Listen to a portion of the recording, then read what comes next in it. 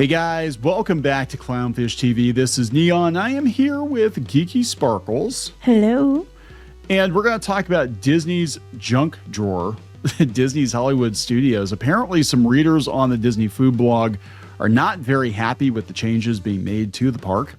Yeah, and that's surprising because like Disney food blog was always one that was like super pro parks usually. So if they're saying that they're not happy, then that's saying something to me. Yeah, so I think we're starting to see a lot of Disney diehards turn on Disney. Welcome to the party. We've been here for 6 or 7 years now. We're going to talk about that. We're going to talk about how good Epic Universe looks by comparison, and some controversies around some of the changes they're making to Hollywood Studios, and of course Rivers of America. That is a huge disaster waiting to happen. A lot of people not happy about the cheapening of Disney parks, that everything looks very, very cheap. And they're questioning whether or not these new attractions are actually going to work because they can't get the LED lights right in Epcot. Nope. And I would say that all of their parks now just feel like a giant IP dump. Yeah, and it sounds like it's going to get worse. Like Epcot is starting to get worse. And I'm waiting for Journey into Imagination to be some kind of with Muppets or with, Inside Out 2 or some other kind of, IP insertion. It's insane. So let's talk about Disney's junk drawer. Before we get into it any further, please subscribe for more pop culture news, views, and rants, guys. You will get a woohoo if you do. Woohoo! Check out clownfishminus.com. Help support the reef. Check out our merchandise. You can join over here as well, and also on Locals. So thank you very much. And you can check out piratesandprincesses.net for Disney. Check out piratesandprincesses.net. Yeah, we're gonna get there because we're gonna talk about the Muppets closing, which is kind of I think what prompted this. For those of you who don't know Disney, and they tried to deny it for a while, they were being very coy about it. They are replacing the Muppets Courtyard and Muppet Vision 3D with Monsters, Inc. and yet another roller coaster. And they're also shutting down Mama Melrose and Pizza Rizzo. Pizza Rizzo, not a loss. Yeah, I don't understand it though, because like they're putting it there, but they really didn't need to. If they could have put it over by Animation Courtyard in that area behind there, which they had two different concept arts. One was indicating that area and one indicated the area where Muppets Courtyard is. And they could have moved over there, which made sense because Monsters Incorporated is Pixar. It would be by the Pixar area. But instead, they're just going to throw Muppets into the Rock and Roller Coaster and then put this over where Muppets Courtyard is. It was right there with Pixar. Yeah, I mean, I would argue that they should have taken the Animation Courtyard, made that Mickey and Minnie's Runaway Railway, because that makes the most sense, and kept the Great Movie Ride. But, yeah, they could have updated the Great Movie Ride with like new scenes or things, Disney-owned movies or whatever. Yeah, because the Mickey and Minnie's Runaway Railway is nowhere near as good as the Great Movie Ride was. Nowhere near. It is all screens, and it's not very good. Yeah, it's okay, but it's yet another dark ride, right? So let's talk about this. I thought it was very interesting. I saw it on Twitter. We'll read the article here on Disney Food Blog, which was very, very pro Disney for a very long time, and now they're kind of turning too. But this is what their readers are saying. They said they reached out to their readers, our amazing readers, to see how you felt about the changes. 42% of you said Disney is quietly ruining Hollywood Studios. Only Hollywood Studios. Only Hollywood Studios? I would say they're ruining everything. Well, look what they're doing to Magic Kingdom. They're putting that Cars thing in there, which is cool, but you don't need to get rid of all of Rivers America for that. One reader said they should just go ahead and change the name. Hollywood Studios no longer exists. It's not even a studio because they started originally to compete with Universal, which we're going to get there, or to try to beat them to the punch. And it was an actual functional studio. And they did animation there and they filmed shows there. And you got to see the movie making magic, and none of that exists. I was there for that. I was there for all that. They said it's just a catch-all for stuff that doesn't fit anywhere else. I'm afraid Epcot will become that as well. Epcot is already headed that direction. It no longer feels like Hollywood. It just feels like a junk drawer. A junk drawer. Yeah, so they said they've gotten rid of so much. They got rid of the backlot tour, the soundstage. They got rid of those years and years ago. Yeah, lights, motor, action. I mean, some of the stuff was dated, but there's no cohesion here. It's basically a bunch of crap that doesn't really fit anywhere else.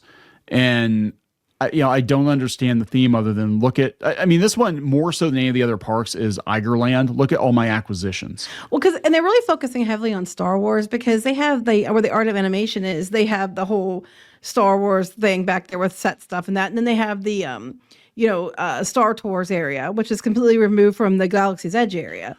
That's yeah. So okay, well, yeah, we talked about Star Tours, which the rumor is someday it's gonna get gone, which I hope does not happen. They should move that one.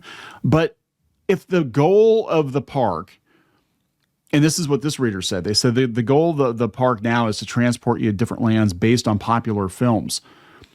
If the goal of the park was to transport you into the movie, why did you base Star Wars on something that does not exist in the movies? Yeah, that's a very good point. I mean, it's not even like, okay, we based on the sequel trilogy. Fine. This planet's not in any of the movies. Mm-hmm. What was the thought process here? I think that you can see that at one point it was going to be like, it was Mos Eisley. It was, it was supposed to be Mos Eisley. Yeah, you could tell. You could tell it was going to be. And then they just changed it. Like, people would have been much happier. Okay, if you go to Universal and you go to the Wizarding World of Harry Potter, you go down the streets and you go see like Gringotts Bank and stuff. You see the things you're expecting to see from the movie.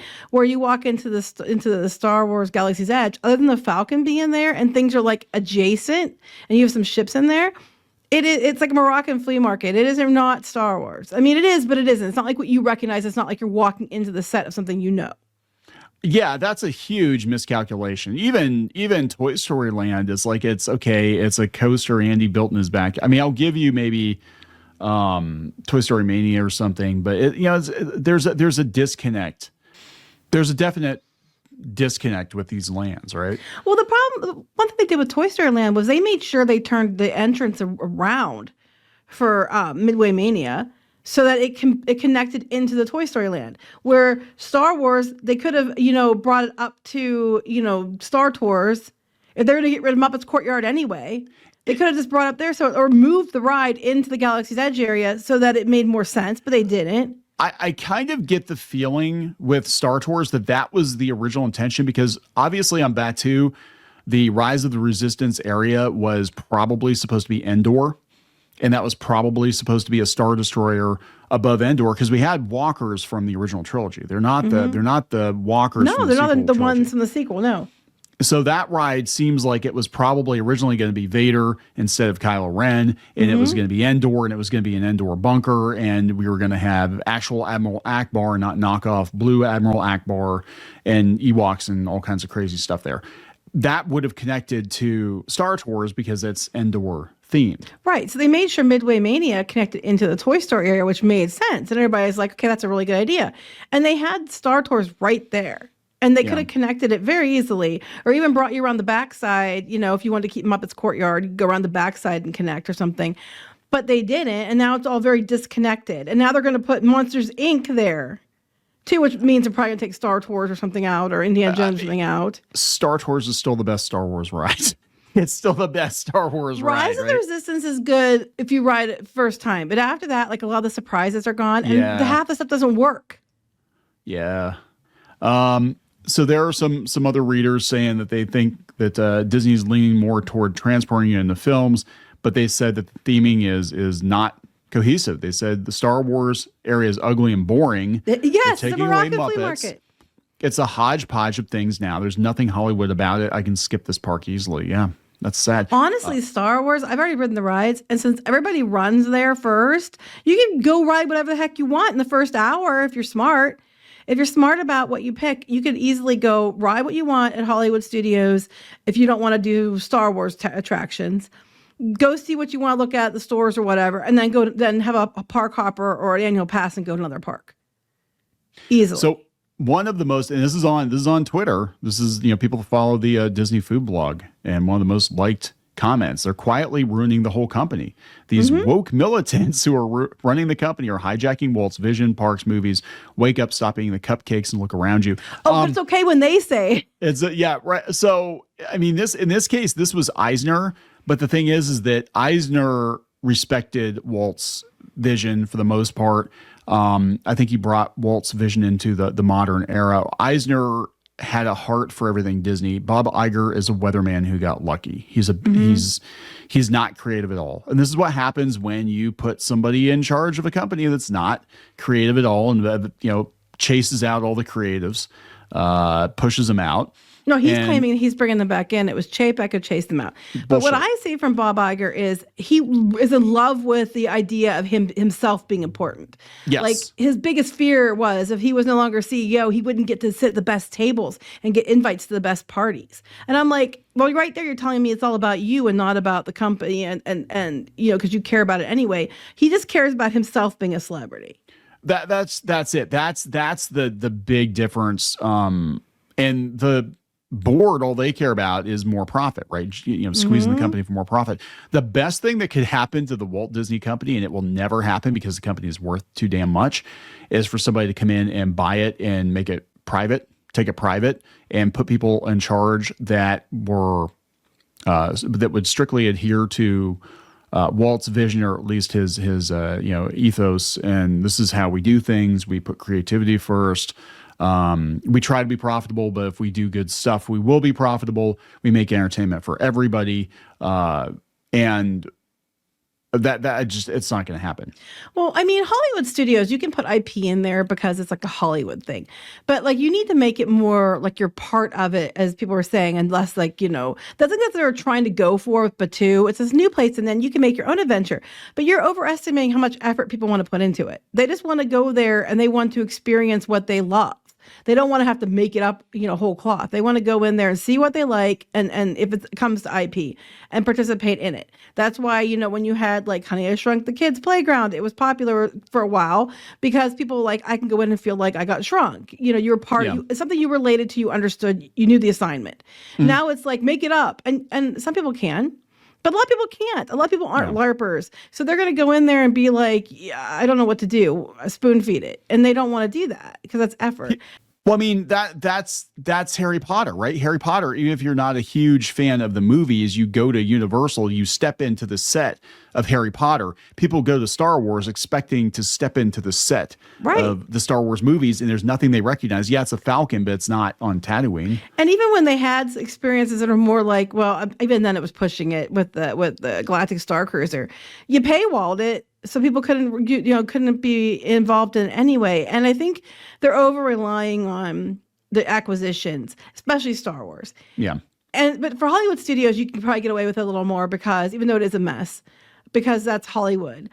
The issue I'm having too is like Animal Kingdom and Epcot. They were supposed to be their own things. They were supposed to be, this, tribute to, the future and science, and now it's all IP. And Animal Kingdom was supposed to be about, like animals and conservation and different countries and going to like, if you're going to Africa or Asia or whatever. And now, and have things that were associated with that. But now we have, Pandora from Avatar, and then they're going to have the Tropical Americas, and they're going to put the Encanto house in there and everything else. So now they're just starting all over again with these other parks, and everything that made them special, they're destroying. Yeah. This person here, Salacious Crumb, says worst of the four parks, not saying something considering how they've destroyed Epcot. This person here says it's become a half-day park for us. This other person, which is obviously trolling Tom Corliss at WW News Today, said their opinions don't matter. That'd be the readers. All that matters is our media pass that tells us we aren't allowed to run negative stories about WDW. Careful now. That's actually not untrue. You know how it is. This guy calls it leftover studios. And they're doing the same thing to Epcot. Epcot, they kept the Disney characters out of Epcot deliberately for years because they didn't want it to become another Magic Kingdom. No, in the Magic Kingdom, you can get away with the IP in Magic Kingdom, and I would say Hollywood before you can the other two, but they're doing it anyway. Yeah, and it is a bunch of leftovers. Actually, I would say Hollywood Studios is very much Bob Iger's park because pretty much everything that they're putting into it now are things that were greenlit on his watch or things he can't do Marvel. He would. I mean, he'd do more Marvel if he could, but so far he can't. Yeah, they don't have the rights to it. So they had to, even Guardians of the Galaxy, why in the hell is that in Epcot? That should have been Hollywood Studios, right? Yeah. But they wanted to repurpose the building. Guardians of the Galaxy is very good, but yes, it doesn't belong in Epcot. It doesn't. It really doesn't. And they tried to make a story. Oh, it's because Star-Lord visited there once and all this other stuff. It visited Epcot and stuff. I'm like, no, dude, because I knew people were going to be like, wait, what? It doesn't belong it doesn't, in Epcot. It doesn't belong. The only reason they're trying to tie it there is because they have the mission space there, and they have the Space 220, which I still think is overrated and ridiculous. So they have those there, and I think they tried to push it in there to get away with it. But they keep trying to shove more and more IP into Epcot, and I'm waiting. I know they're going to probably ruin. I mean, Journey of the Imagination already sucks as it is. I mean, they need to bring back Dreamfinder, but I just know they're going to shove something in there. And then eventually, when they get to the only thing that's spared, I think, Journey into Imagination and Spaceship Earth at this point is the lack of money. They don't have. Oh yeah, money. they were going to go this. They were going to destroy Spaceship Earth too. Look, I mean, I'm all for updating. I'm all for adding. I'm all for something if it's good. But I saw it. I saw the art, and it was basically like, instead of the Egyptian scene, well, now it's about Cleopatra because women, and a lot of the stuff was very much a product of that time, which was only a few years ago. But you know what I mean? And I was like, hell no, I don't want that. We've been sounding the alarms for years about Disney. It's not just the quote unquote wokeness or whatever. It's just the company losing its identity, losing its culture. 7 years we've been saying stuff. Yeah. And we lost our media access because of it. We had media access for years. And I'm to the point now where just 7 years into it, this company is unrecognizable. These parks are unrecognizable. And I'm not sure we have anybody working at these companies that actually remembers how they used to do things. I'm not talking how Walt used to do it. I'm talking like how Eisner used to do it. And, and people can crap on Eisner all they want, but, we grew up watching Eisner on TV. He was kind of our Uncle Walt. And that's when Disney became exciting again. They built Epcot, and they built Hollywood Studios, and they built Animal Kingdom. And, the 90s, the 80s and the 90s at Disney, late 80s into early 90s were great. Disney was strong throughout the 90s for the most part. The parks, it was hit or miss, but, they tried. Well, what took them out for a while was the September 11th. Yeah, that stuff. Was they just stopped building, but now after that happened, that's because they were moving forward. They had art animation was the early numbers for the Pop Century, which I wish we got that instead. It would have been so cool. But they stopped doing all that because they had the people weren't traveling because they were afraid after 9/11. And they didn't pick up that again for a while after that. And then they did some more boosting for a while, and now they're just back to just repurposing everything. Well, so what happened, for those of you who don't know, they actually had bigger plans for Animal Kingdom. They had Beastly Kingdom, and they were going to do all this stuff. And then we had multiple, even before 9/11, we had, the economy took a crap, and they just kind of stopped spending a lot of money, which is why we got Dino Land USA, which I'm not sad about Dino Land USA, that the park getting gone. I am sad about Dinosaur, the attraction, but the rest of it was cheap filler crap that they put there. Well, a lot of those Imagineers wound up working for Universal, and they're the ones who built Harry Potter, and Harry Potter makes Star Wars look just ridiculously sad. And now these are some of the same people that are building Epic Universe, and this is what Disney should be doing. Oh yeah, 100%. Especially in that middle area, the Celestial Park. It's very at what Epcot. If they're going to build an Epcot, it's very what Epcot should have been. Yes. But they're not now. There's also a rumor again circulating again over at Universal, besides Epic Universe, that they're talking about in Islands of Adventure. They're back to talking about the rumor, and it's been going around for a while. I don't even know how accurate it is, about Poseidon's Fury and stuff being turned into a Zelda attraction. And there was talk that Pokemon might be added in different places, like Simpsons area was one of the places they were talking about it, because they're going to lose Simpsons by 2028. I want to say 2026 or 2028. Can't remember off the top of my head which one it is. And they were talking about putting stuff there. So I fully expect more Nintendo stuff to come to there. I think wouldn't be surprised if they don't try to put Nintendo in each park in some way. And that's going to kick Disney's ass again and again and again. As long as it's coherent, and it's not just we're going to shove Nintendo wherever we can shove it. If it makes sense. Right. If it makes sense. But, Hollywood Studios, or Universal and Hollywood, actually, they get more of a pass because they're dealing with, multiple IPs. But I mean, this I'm looking at Epic Universe. I'm like, this is what Epcot should be. Like you said, especially Celestial Park. That's what Epcot should be. And Disney should be doing stuff like this, but they've had no incentive to do this. I mean, compare this to what is going on in Epcot with the budget cut pavilions and just all the shortcuts. I wonder if their lights will work. Yeah, their lights will probably work. I wonder if their lights will work longer. I don't know. But it's just really sad. And I don't think Disney fully understands how badly they're going to get their asses kicked once this opens, because people are going to look at, compare the value, the dollar value, and be like, man, this is all new. It's relevant IP. It's amazing. It's all, well thought out. And you can tell this park was actually planned. It was well thought out. And Disney used to do that. And they're just basically just duct taping stuff onto their existing parks. And I don't have a lot of things. That's what they're we're going to retheme it. It's the same thing cheap. though. It's cheap to do that. It's like, instead of building damn cruise ships, go back to your parks, because you're letting your parks rot, but they get more ARPU, I guess, or whatever, for people that go on the cruise ships, because they don't have to maintain the rides and everything, right? They keep adding cruise ships. They're trying to get 13 cruise ships by 2030 something. And I'm like, okay, that's great. But I think the demand is going to go down when there's so much, availability. So I noticed that they're announcing that the new ships they're bringing out are going to be smaller. Yeah. And I think that's their way to try to offset. So, the ships are smaller, so there's less room, so we can charge you more. But some of those suites on the new ships that are coming out are like tens of thousands of dollars for the weekend. Yeah. For like 2 or 3 days. I'm like, what the hell? Yeah, I get why they're doing it. This is, because they can look at that and be like, we get more money per head on a cruise ship because people are going to pay through the nose for it, and we don't have to maintain attractions, and we don't have to do, you've got a couple of restaurants, and your staff is significantly smaller. There's a lot of things you don't have to deal with. But I'm like, not everybody wants to take a cruise. It's and 13. That seems like a lot. That seems like overkill to me. I mean, I don't hear too many people being like, "Oh my God, I can't." It was something special when they had like 4 ships, 5 ships, and when they got 13 ships, like they're gonna be scrambling to fill those things up, I think. Well, they're putting some of them in different places around the world. Like I know Japan's going to go in with them on one, and they're going to put them on Australia and all kinds of stuff like that. Why can't we just take care of our parks at home? Why can't we make the American Disney parks great again? Why do we have to always? I mean, they spent so much damn money on Shanghai. That's where all the money's going. That's like when they said that they were going to get $60 billion. Like, that's not a lot, because they're going to send it all overseas. But you have to understand, too, though, we talked about this before, like places like Shanghai, and those ones are owned by other companies, and Disney's like, the license from Disney or co-owns it. So they help pay for it. So what they've been doing to me, like we saw with Tron Coaster, is they go and do all the, R&D.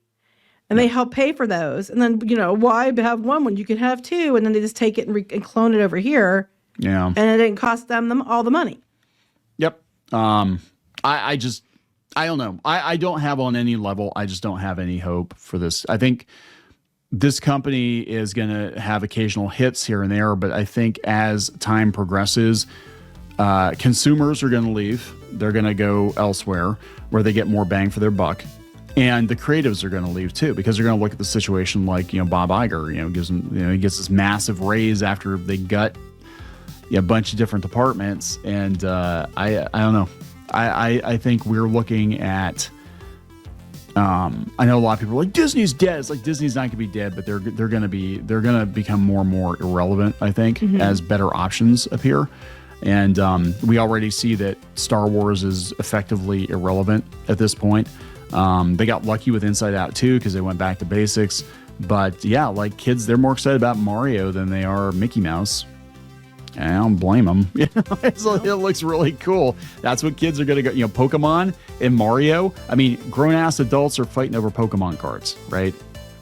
That's pretty much, yeah. That's where it's all going to go. Can you imagine a Pokemon Snap ride? That'd be very cool. That would be cool. I like Pokemon Snap. So anyway, we're going to wrap this up. Yes. Disney's junk drawer. There we go, guys. More and more people turning on Disney. We are just ahead of the curve. So we're going to wrap it up. Please subscribe. We'll talk later. Bye.